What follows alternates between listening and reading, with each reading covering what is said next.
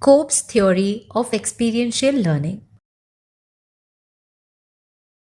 Although it was Dewey's Experience and Education in 1938, which can be traced as the origin of experiential learning, it was Kolb in 1984, among others, who presented a very structured approach to experiential learning. He provided a four-stage cycle explaining a chain of events that can create a meaningful experience for the learners. A thorough comprehension of Kolb's learning cycle will be very advantageous for language teachers to design learning activities. This cycle has four stages. They are concrete experience, reflective observation, abstract conceptualization, active experimentation. Let us understand this cycle. Concrete experience is the phase where the learners are exposed to the experience and participate in it. At this stage, they are expected to be practically involved in doing something.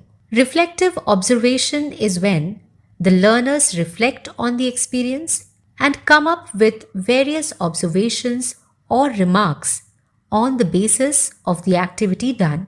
They not only reflect internally but may also be expected to share their observations with peers. It involves comparisons between their existing ideas or beliefs with the new ideas they have come across during the activity or the correlation between the two. As a teacher, you can initiate discussions or provide suitable formats to help students express their ideas freely. Abstract conceptualization occurs when the learners are able to make sense of what they experienced. Keeping in mind their observations, they use their intellectual faculties to form a concept in their mind. They form concepts from the abstract feelings from the first phase and the remarks they made during the second.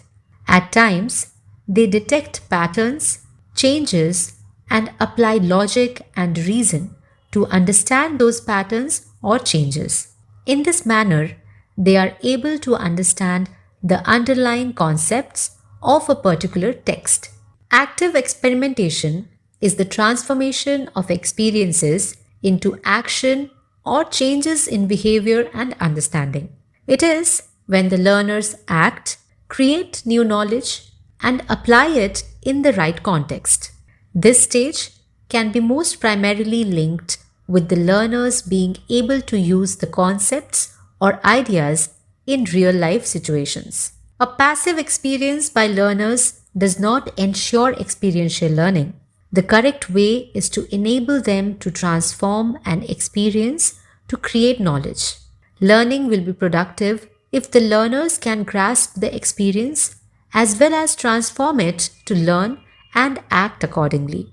The four phases can be divided into two analytically connected logic, which summarize the process of learning.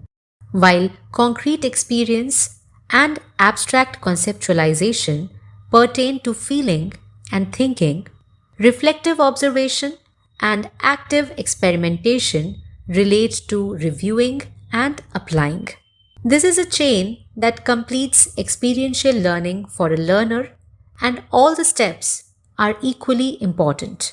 The learners can enter this cycle from any point, but the stages should be followed in the same sequence. They will also gain a holistic understanding of any topic when they go through all four stages.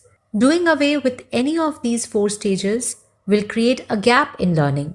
It is not necessary to restrain your understanding of experiential learning to Kolb's cycle. You can study other models and formulate a learning cycle that suits your learners in the most appropriate manner. The phases here are indicative of the stages involved in learning.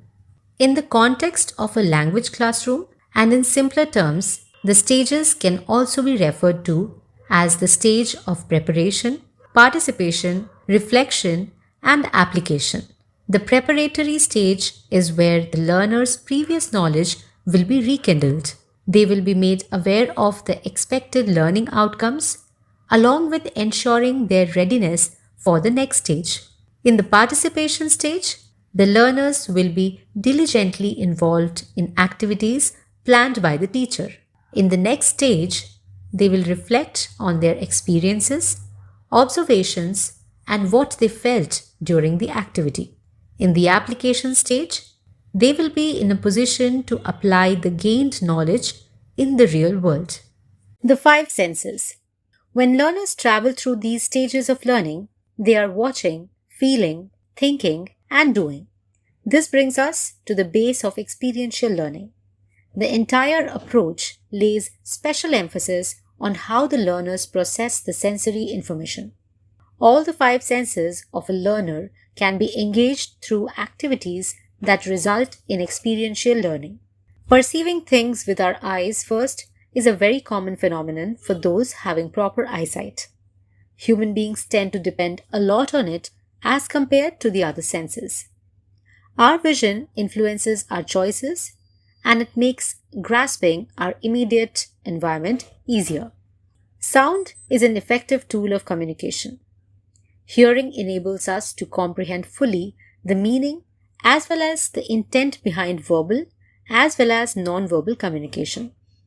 For example, the tone, stress, and way of dialogue delivery adds something more which cannot be achieved by a written text. This is one of the reasons for the frequent use of role plays in language learning situations. Tactile learning is very operative for all learners, but it is a boon for children with special needs. Using objects during role play and dramatization is an example of learning by touch as it adds more meaning. Examining something by touching and feeling it, for instance, a recipe, to later describe our understanding of it is an example of a joyful activity for experiential learning. For detailed information regarding teaching methodologies for CWSN, refer to the module Pedagogy and Tools for Inclusive Language Learning. Smell can play a vital role in learning as humans associate memories with smells. The teachers can use smells related to a topic to enhance learning, to provide a stimulus for the students to rationalize or verbalize an abstract concept. For instance, the work of John Keats that has imagery involving all senses, including smell and taste. Activities can be planned where the learners will be asked to explain a certain smell, say a leaf or a flower in words. This will be particularly helpful in their understanding of intangible things and their expression. Taste itself is an experience that can be utilized for designing exciting activities.